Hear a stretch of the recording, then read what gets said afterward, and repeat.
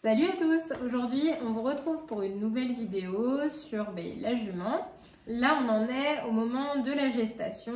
La vidéo dernière on s'arrêtait au diagnostic de gestation, voilà, qu'on espérait positif.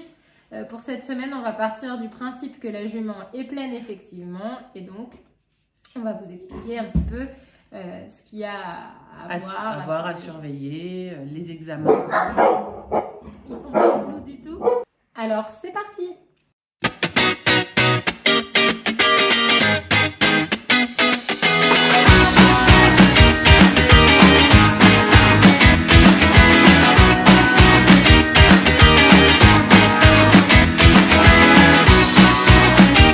Donc, dans la dernière vidéo, on vous avait parlé du processus jusqu'à ce que la jument soit pleine.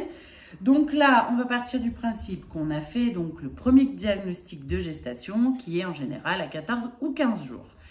Il faut savoir que la durée de gestation chez une jument, en général, on dit que c'est 11 mois, 11 jours. On va dire 340 en moyenne. Sachant que ça peut être 320. À 320, le poulain est tout à fait viable. Donc, entre 320 et 340. Moi, je compte toujours 340 sur mes juments, personnellement. Je crois que Marine aussi. Mais à partir de 320 jours, on commence va vraiment faire même plus, 310, souvent, on commence à surveiller parce que des poulains. En avance, ça arrive, sachant qu'en général, on dit qu'au-dessous de 320, il est prémat, mais peut-être viable. Et en général, au-dessous de 300, il n'est pas viable du tout. Enfin, il ne peut pas survivre. Voilà.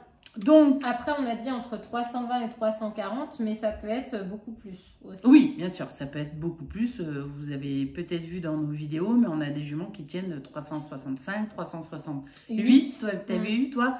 Donc, il y en a, j'ai entendu déjà même plus que ça. Donc, à partir de 320 jours, ça peut arriver à tout moment, quoi.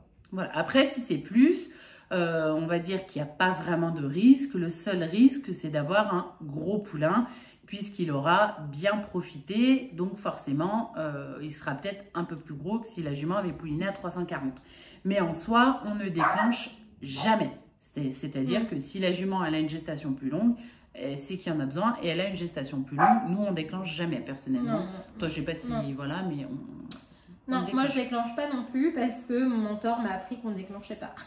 Et puis j'ai lu beaucoup d'articles parce que j'ai fait ma thèse sur le sujet et en fait c'est quand même très très risqué parce que il y a toute une chaîne, tout un processus qui se produit avant la naissance pour que les poulains les poumons du poulain soient efficaces et matures. Et en fait cette maturité elle est pas liée à un nombre de jours mais à un processus et on ne sait pas quand ce processus va se produire. Donc on peut aider le poumon, décidément le poulain du poumon, le poumon à mûrir avec des médicaments, mais bon c'est en général pas du tout pour déclencher, c'est si on craint en fait que la jument pouline de façon prématurée parce qu'il y a des signes de poulinage imminent alors qu'elle n'est pas aux bonnes dates, mais voilà. On va plutôt avoir tendance à maintenir une gestation plus longtemps parce qu'on a peur que le poulain soit pas viable, en tout cas soit trop prémat, que à déclencher un poulinage qui a dépassé le terme. Voilà, donc ça c'est sur la durée de gestation de la jument. Ensuite, donc une fois qu'on a fait notre premier diagnostic de gestation à 14 jours, on vérifie à 14 jours, au-delà du fait de savoir si la jument est pleine, il faut bien entendu s'assurer qu'il n'y ait pas de gestation gémellaire. Donc une gestation gémellaire, c'est quoi? C'est quand il y a des jumeaux. Donc 2 poulains, ça peut être même plus, c'est rare. Déjà, enfin 3 poulains c'est très rare. Mais en tout cas, c'est vraiment un facteur de risque très important pour la gestation. Il peut y avoir des avortements, les poulains peuvent mourir, les juments peuvent mourir. Donc en général, c'est quelque chose vraiment qu'on essaye d'éviter, même si bien entendu... chaque année, il y en a qui naissent et qui vont bien. Mais bon, là. Donc, en tout cas, même s'il y en a, c'est quand même recommandé de le savoir et de s'y préparer. Donc, on vérifie à la fois qu'il n'y ait qu'un seul embryon, que la jument soit bien gestante et que cet embryon ait une taille qui semble normale.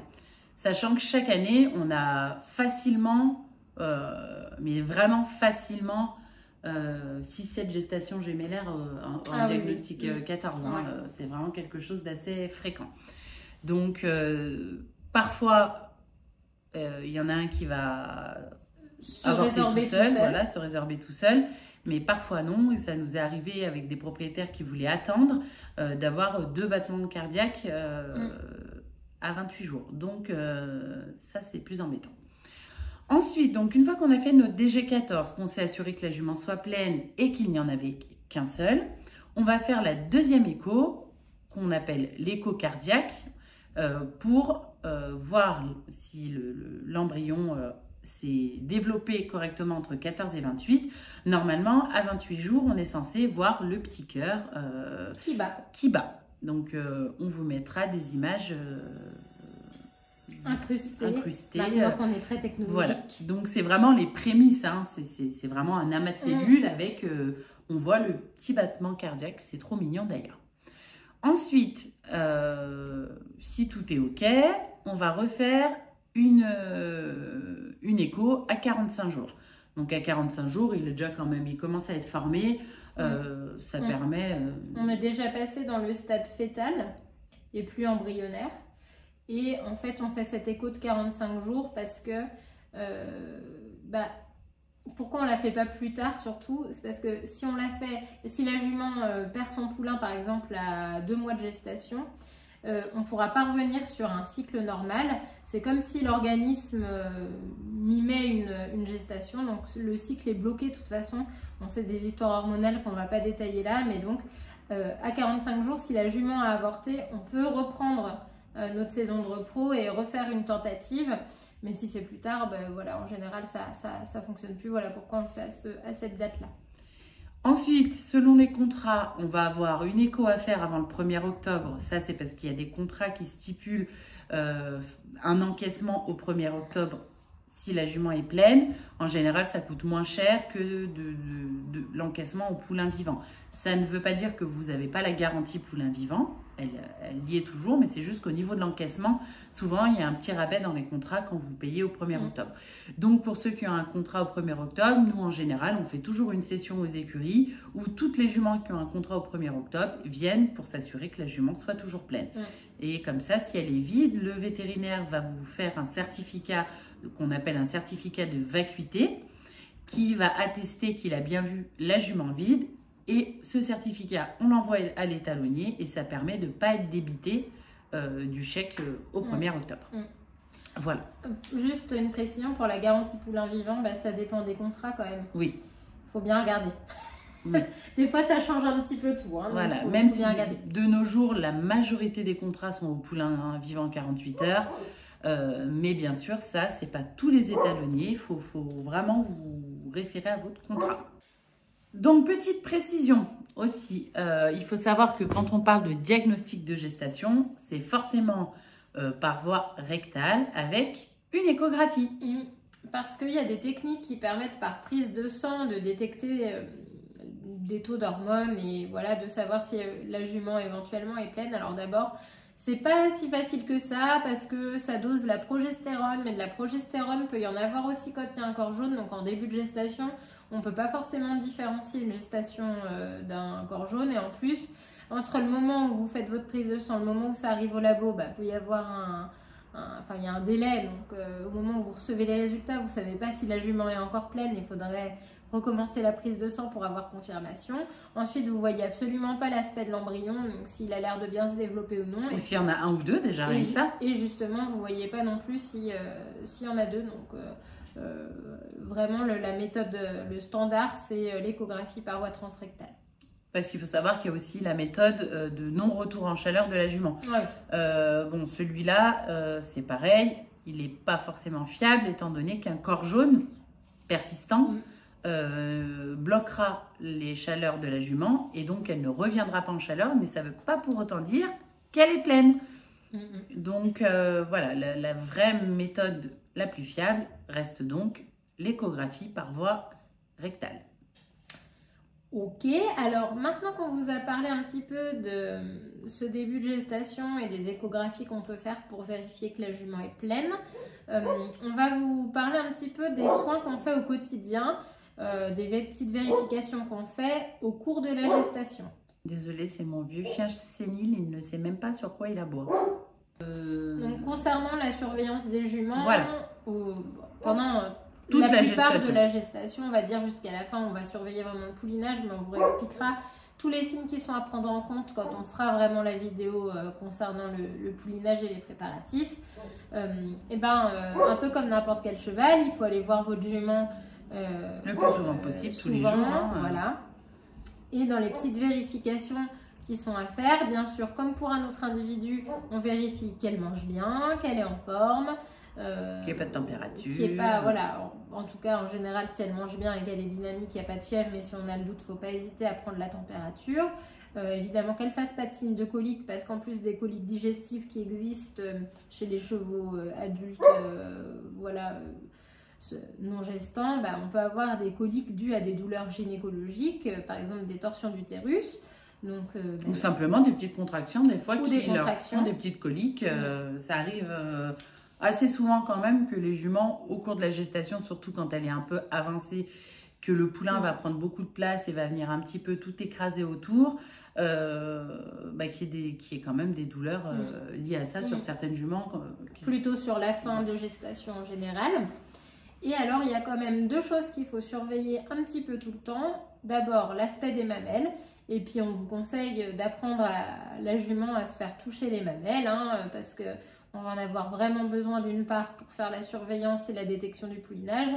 Et deuxièmement, il ne faut pas qu'elle explose la tronche de son poulain quand il va s'approcher des mamelles parce que ça serait un endroit trop sensible. Donc, ça, c'est quand même important. La deuxième chose qu'il faut surveiller, c'est l'aspect de la vulve. Donc, même chose, c'est bien si les juments ont l'habitude de se faire soulever la queue et regarder la vulve. Il n'y a pas besoin de tripoter. Et même tripoter des fois, parce qu'à la fin, moi je tripote toujours pour le voir, relâchement. Pour le relâchement, mais voir qu'il n'y ait pas d'écoulement, voir que la vulve ne soit pas trop relâchée, tout ça.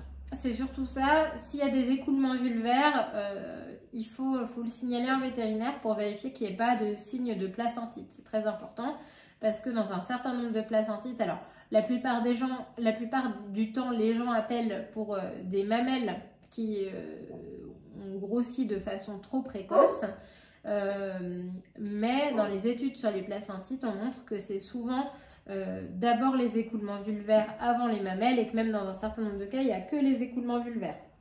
D'autre part, ça nous est déjà arrivé d'avoir des juments qui viennent au poulinage ou d'être appelés pour des poulinages de juments qui avaient eu une vulvoplastie, donc une suture de la vulve.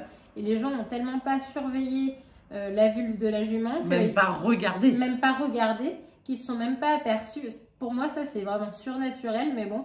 Ils sont arrivés en fin de gestation, ils ne se sont même pas aperçus que la jument, elle avait eu la vulve cousue. Donc il faut savoir qu'il y a des juments qui, à cause de ça, poulinent avec des vulves cousues. Donc je ne sais pas si vous imaginez la douleur, c'est-à-dire que la vulve est cousue et la jument va pouliner là-dessus.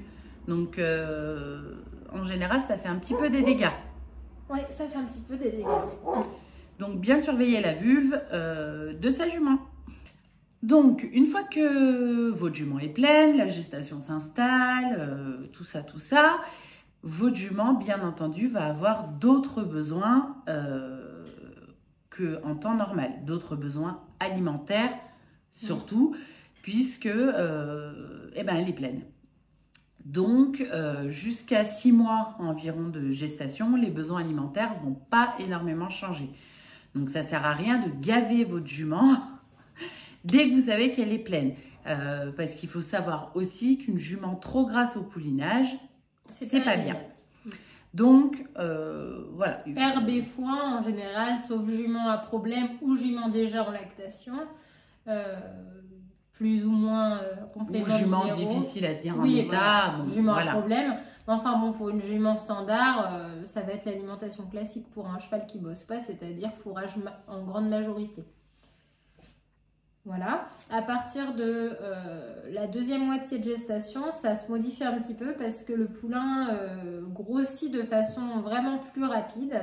En fait, il va gagner à peu près 50% de son poids entre le 10 et le 11e mois de gestation, donc vraiment à la toute fin.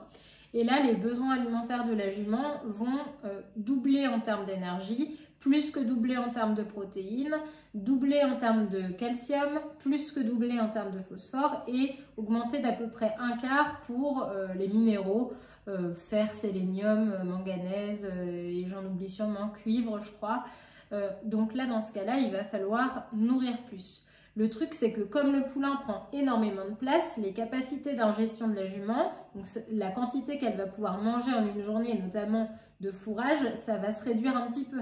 Elles vont plus pouvoir manger autant de foin que ce qu'il leur faudrait. Parce que le poulain va écraser l'estomac. Donc l'estomac va perdre de sa capacité. Je crois qu'un estomac en temps normal, je ne sais pas si c'est pas 15 litres sur un cheval. Donc là, je sais pas exactement, on n'a pas les chiffres, mais bon, du moment. Voilà. Mais ça va faire en sorte que la jument, elle a moins envie de manger. Elle a plus la satiété plus vite. Voilà. Alors qu'elle aura moins mangé. Et donc, il va falloir lui donner un aliment qui soit plus dense et qui lui fournisse tous ces besoins-là. Et donc... Du foin à volonté déjà, parce que ça veut dire qu'au moins, elle peut y aller tout le temps. Ensuite, nous, on a une gamme spéciale jument en gestation, en croissance, qui fait les poulains et les poulinières pleines. Mais c'est vrai que depuis un moment, on met d'autres choses aussi. C'est-à-dire que moi, je me suis rendu compte que plutôt que de donner des litres et des litres de grains purs, on va rajouter de la luzerne, on va rajouter pour les protéines du tourteau de soja, de la pulpe de betterave, enfin bref. Tout ça, c'est un peu vous qui voyez. Mais en tout cas, il faut qu'elle ait une alimentation adaptée à ses besoins, quoi qu'il en soit. Voilà, donc plus de minéraux que sur un cheval normal. Plus de protéines. Plus de protéines, donc en général, en plus, on favorise des protéines qui sont plus facilement digestibles pour qu'elle en profite bien. Enfin voilà, bon, il y a tout un tas d'aliments dans le commerce, hein, donc après vous faites comme vous voulez, vous regardez ça, vous évaluez et puis après on se fait son expérience et puis ses petites habitudes aussi. Il y en a qui donnent après pour la lactation aussi de la bière sans alcool. De la bière sans alcool qui marche très bien, hein. Nous on l'a fait cette année. De la fenugrec, ouais. Voilà, il y a plein de choses qui vont aider à la lactation. Mais là, vous allez trouver presque autant de petites recettes que d'éleveurs. Voilà pour ça. Ensuite, il y a quand même un protocole aussi sanitaire à prendre en compte sur les juments pleines. D'abord, concernant les vaccinations. Alors, outre les vaccinations de base, tétanos et grippe, voilà, la rhino. Voilà, et la rhino. Donc, en fait, c'est à prévoir idéalement même en amont de la gestation. Quand vous mettez votre jument à la repro, déjà, de toute façon, il faut savoir qu'il y a des contrats qui l'obligent. Parce qu'il faut savoir que la rhino, c'est une maladie qui peut faire avorter les juments, si jamais elles viennent à la contracter. Donc, dans la plupart des contrats, on va vous obliger d'avoir la rhino. C'est-à-dire que si votre jument avorte et que vous n'avez pas le vaccin de la rhino à jour, eh ben, vous ne serez pas remboursé du solde de votre SAI. Donc, voilà pourquoi la rhino, c'est aussi très important. Voilà. Donc, la rhinopneumonie, ça nécessite un vaccin, un rappel 1 mois après, un rappel 6 mois après, et puis après, tous les 6 mois à 1 an, sachant qu'on peut aussi débuter pendant la gestation. Alors là, sur le site du RESP, donc de ce qui s'occupe de l'épidémiologie des chevaux, il disait 2, 5 et 9 mois de gestation. Une injection à 2, à 5 et à 9. Avant, c'était 3, 5, 7, voilà, il me semble. Mais... Sachant que classiquement, il y avait aussi un protocole 3, 5, 7. En tout cas, ce qu'ils disent, c'est que c'est déconseillé de le faire dans les semaines qui précèdent la saillie et jusqu'à 21 jours de gestation, parce que ce vaccin peut provoquer de la fièvre, peut provoquer aussi une réaction inflammatoire locale qui peut être défavorable à la gestation. Voilà. Quant au tétanos, c'est un vaccin que devraient avoir de toute façon tous les chevaux compte tenu du risque rhino actuel. Non, mais grippe tétanos. Ah, j'étais sur la rhino. Parce qu'il y a un risque de tétanos pour tous les chevaux puisqu'ils sont excréteurs du Clostridium qui provoque le tétanos dans leur crottin. Et en général, on recommande de faire le rappel annuel un petit peu avant la mise bas de façon à ce que le poulain bénéficie des anticorps de ce vaccin après sa naissance en fait. Qu'il ne puisse pas choper le tétanos grâce aux anticorps que lui aura transféré sa maman. Donc, voilà pour les vaccins. Et ensuite, il va y avoir les vermifuges, mais ça ne change pas. Vous vermifugez correctement votre jument, comme vous le feriez si elle était pas pleine. Sachant qu'il fut un temps où il y avait des vermifuges qui étaient contre-indiqués pour les juments pleines. Ouais. Mais je crois que c'est plus le cas maintenant. J'ai un doute avec la moxidectine. Dans tous les cas, c'est bien de vérifier quand même sur la RCP du truc. Je pense et demander à votre veto. Ouais. Voilà, nous en général... Après, bon, il me semble qu'il y a la moxidectine, sachant qu'en fait, c'est une histoire d'AMM. Donc les labos déposent une utilisation pour le vaccin. Il y a plein de produits qu'on utilise hors AMM, donc c'est écrit que c'est pas étudié sur les juments pleines ou quoi, mais on le fait quand même parce qu'il n'y a pas forcément comment dirais-je, de témoignages, allons dans le sens contraire, non? Voilà, c'est ça.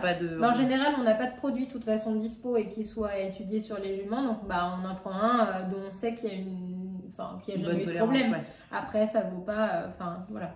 Après, il faut savoir que il y a toujours un risque, que ce soit en vaccinant, en faisant les vermifuges, en faisant un transport, il y a toujours un risque abortif. La jument a un gros stress, la jument, il y a toujours des risques d'avortement au cours de la gestation. Donc, le but, c'est d'essayer de faire au maximum pour qu'il y en ait le moins possible.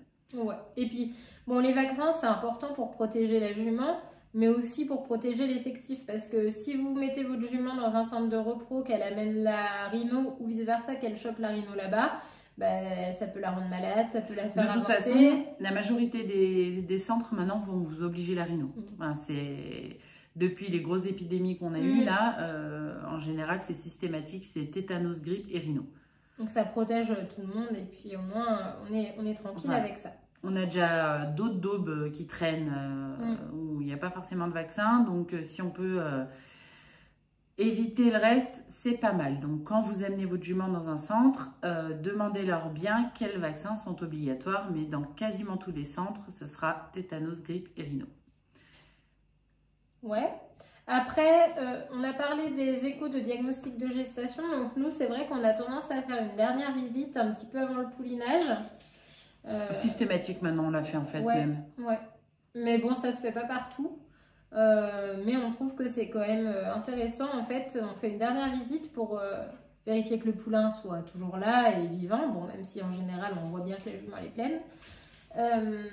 Et surtout pour vérifier qu'il soit dans le bon sens, donc qu'il soit en présentation antérieure. Donc avec la tête et les pattes avant en premier. Et donc pour ça, on va faire pareil. C'est une écho transrectale.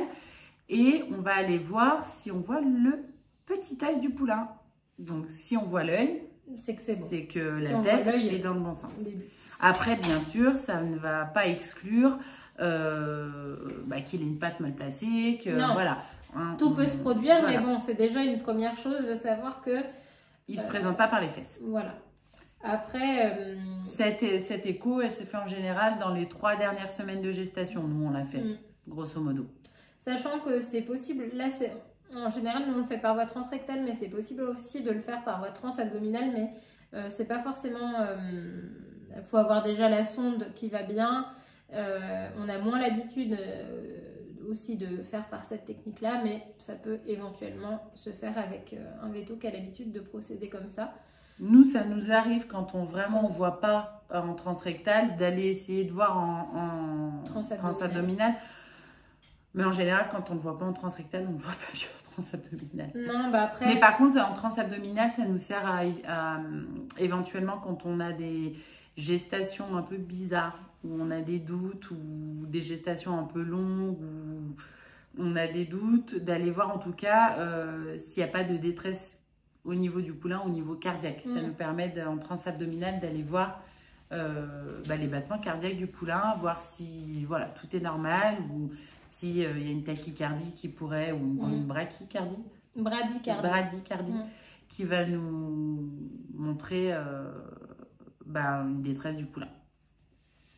Voilà, donc bon, une fois qu'on a vu un petit peu tout ça, on a fait relativement le tour. Hein, on vous fera une vidéo sur les pathologies de gestation qui se rencontrent chez la jument, les causes d'avortement, les torsures d'utérus, les placentites, enfin bon. Sachant que les placentites, c'est quand même la plus grosse pathologie qu'on va rencontrer. Donc on vous reparlera de tout ça. Alors n'hésitez pas si vous avez des questions là-dessus. On abordera ça dans une autre vidéo. Après, une fois qu'on a fait tout ça, bien entendu, on espère que vous avez prévu un petit peu en avance de vous organiser pour le poulinage. Donc, soit vous avez l'habitude et vous vous occupez vous-même de faire le poulinage, soit vous l'emmenez dans un endroit qui s'occupe pour vous de surveiller le poulinage, mais dans ce cas-là, il faut le prévoir bien en avance parce que toutes les juments poulinent à peu près à la même période de l'année, hein, donc les centres sont vite pleins. Voilà, c'est sûr qu'il ne faut pas, si votre jument a prévu, si le poulinage est prévu en avril, n'allez pas appeler le centre en février, quoi, en demandant, ma jument pouline dans 2 mois, est-ce que vous avez de la place? Moi, ça m'arrive tous les ans. Et malheureusement, nous, on a déjà plus de place quasiment d'une année à l'autre. Je veux dire, en général, les gens s'y prennent relativement tôt. Oui, et puis la priorité, c'est quand même de prendre les juments qu'on a inséminées ici. Voilà. Donc, quand la jument va finir la gestation, la prochaine étape, ça va être de préparer l'arrivée du poulain. On vous fera aussi une vidéo sur le poulinage et les soins à prévoir après le poulinage sur la jument, mais surtout sur le poulain. Voilà, donc prévoir le lieu où va pouliner votre jument. Si c'est à la maison, faire un petit paddock adapté si vous voulez que la jument pouline dehors. Préparer un box assez grand si vous voulez que la jument pouline dedans. Ça, c'est un peu au choix de chacun. Marine, ses juments poulinent systématiquement à l'extérieur. Moi, les miennes poulinent systématiquement à l'intérieur, mais ça, c'est aussi une question d'infrastructure et voilà, et de choix. Donc ça, vraiment à bien préparer. Voilà. Dans tous les cas, n'oubliez pas que l'élevage, ça s'improvise quand même pas. Surtout dans les moments comme ça, c'est un métier qui nécessite une formation, de l'expérience, des connaissances théoriques et techniques. Et donc, si vous n'avez pas l'habitude, mais que vous voulez quand même assister au poulinage, le mieux c'est de vous rapprocher d'un endroit où c'est possible de faire comme ça. Il faut bien demander, il y a des centres qui ne veulent pas spécialement que vous assistiez et ça se comprend aussi parce que c'est quand même un moment un petit peu délicat. Donc, quand on a les propriétaires en panique ou qui posent des questions, tout le monde ne souhaite pas intervenir dans ces conditions-là. Maintenant, c'est peut-être quand même la meilleure chose à faire. Ou alors sinon, faire des stages dans des élevages où il y a beaucoup de poulinage. On a une stagiaire qui était venue, je ne sais plus si c'était l'année dernière ou il y a 2 ans. Cette année, elle a posé son camping-car là et elle a assisté au poulinage. C'est super agréable. Elle en a vu 3, je crois, dans trois en une semaine, je crois qu'elle en a vu 3. Donc, c'est vrai que c'est hyper intéressant. Et sachant que même nous, qui avons plus d'une centaine de poulinages à notre actif, moi, chaque année, j'ai l'impression que je repars de zéro. Donc, le premier poulinage, il est toujours hyper waouh et tout. Donc, oui, il y a toujours des cas qu'on n'a jamais vus, quoi. Même en ayant vu quand même pas mal de cas foireux. Un cas foireux n'est pas l'autre. Et c'est quand même... Quand tout se passe bien, les poulinages, c'est merveilleux. Mais il faut vraiment se mettre dans un coin de la tête que si ça se passe mal, la décision, elle doit se prendre illico presto. Et il y a plein de choses qui sont pas si graves que ça, mais qui nécessitent de réagir vite et bien, quoi. Voilà. Donc et déjà d'être présent. Voilà. Donc déjà être présent. Typiquement comme le red bag, c'est pas grave du tout si c'est pris tout de suite. On en a encore eu un sur, non pas cette année, mais l'année dernière. Cette année, on en a eu un partiel, je crois, sur Celle-là, il me semble, non, il n'y avait pas eu, je sais plus. Mais bon, en tout cas, sur Ava, il y en avait eu. Donc, le red bag, c'est pas grave si c'est pris dans l'instant, vraiment. Si on attend, c'est grave et le poulain meurt. Donc, voilà, en fait, un red bag, c'est quand le placenta se décolle pendant le poulinage. Donc, au lieu de voir apparaître l'amniose, donc une poche transparente avec le liquide et puis le poulain dedans, on voit apparaître le placenta. Comme le placenta est décollé de l'utérus, il n'y a plus d'échange qui se font entre la mère et le poulain. Et donc, même si le poulain est encore attaché à son cordon, bah, le cordon il est attaché au placenta qui est lui-même plus en contact avec l'utérus, donc il n'a plus d'oxygène. Donc, si on est là, bah, l'idée c'est qu'on ouvre, on coupe le placenta et on tire le poulain vite pour qu'il puisse sortir et respirer et être oxygéné. Si on ne le fait pas, si on le fait pas, que le poulinage galère un peu, que ça prend un peu de temps, ou même de toute façon s'il sort dans son placenta, c'est costaud un placenta, donc ça va pas se déchirer comme ça, comme un amnios. On peut pas y aller, enfin faut y aller avec un une couteau. Petite lame quand même. Voilà, donc en faisant attention de ne pas couper le poulain. Ouais. Bon, enfin au pire tu fais un petit bobo poulain, c'est quand même moins grave que de pas respirer. Oui, mais voilà, donc c'est toutes ces petites choses qui, quand on connaît et qu'on est formé pour, on va pouvoir réagir tout de suite et sauver le poulain. Et voilà, donc si on ne sait pas, bah, en fait, c'est peut-être les 10 minutes de trop qui vont faire que votre poulain va être mort. Donc c'est pour ça que les poulinages, je sais qu'il y a énormément de personnes qui veulent faire tout seul parce que c'est beau, parce que c'est la nature et que les juments savent faire. Oui, dans 95% des cas, ça se passe bien. Mais les 5% restants, soit ça se passe très mal, soit ça se passe bien parce qu'on intervient tout de suite en fait. Donc voilà, faut pas jouer avec ça et je pense que c'est important de se faire encadrer par des professionnels parce que même moi qui en fais chaque année plein, il y a toujours un moment où je vais appeler Marine parce que j'ai un doute sur un petit truc ou voilà, où j'ai besoin quand même d'être rassurée ou d'être drivée sur telle ou telle chose. Et pourtant, j'en fais vraiment plein. Donc, quand on est vraiment novice, je pense que c'est des choses avec lesquelles il ne faut pas trop jouer. Non, mais et puis même moi qui ai vu plein de poulinages à problème, j'ai l'habitude de gérer ça, mais c'est quand même pas tout le monde qui a non plus la lucidité pour gérer un gros problème quand c'est sa propre jument. Voilà ce que j'allais dire. Encore quand c'est pas sa jument, on a le côté affectif qui est moins là. Donc, on n'est pas lié de la même manière à la jument. Quand c'est sa propre jument, en général, enfin moi je le vois, avec les miennes, je suis neuneu. Pour les transports, ça me stresse. Enfin voilà, quand c'est mes juments, je suis neuneu. Enfin, je veux dire, c'est vrai, je vais m'inquiéter pour le moindre truc alors que j'en fais plein chaque année. Donc voilà, faire attention à ça, bien prévoir la jument. Savoir où on la met. Savoir où on la met, les conditions de vie qu'on veut pour elle. Et au-delà du poulinage, bien prévoir l'arrivée de votre poulain, d'adapter les clôtures lorsqu'elle rentrera chez elle, d'adapter le cheptel éventuellement si vous avez d'autres chevaux qui risquent de bousculer le nouveau-né. Voilà, ça c'est vraiment tous ces petits détails à prendre en compte quand vous mettez votre jument à la repro. C'est vraiment aussi le après. Mais on vous fera une vidéo sur... On en parlera de tout ça, oui, voilà. Sur le post-poulinage. À savoir quand même que si vous voulez emmener votre jument quelque part pour le poulinage, alors il faudra bien sûr demander au centre en question, à l'endroit en question, quand ils veulent recevoir les juments. Mais dans l'idéal, les recommandations nous disent que c'est bien d'amener la jument au moins 3 semaines avant le poulinage pour 2 raisons principales. La première, c'est pour que la jument développe une immunité au microbisme local et que donc dans son colostrum, il y ait des anticorps qu'elle va fournir au poulain contre le microbisme local.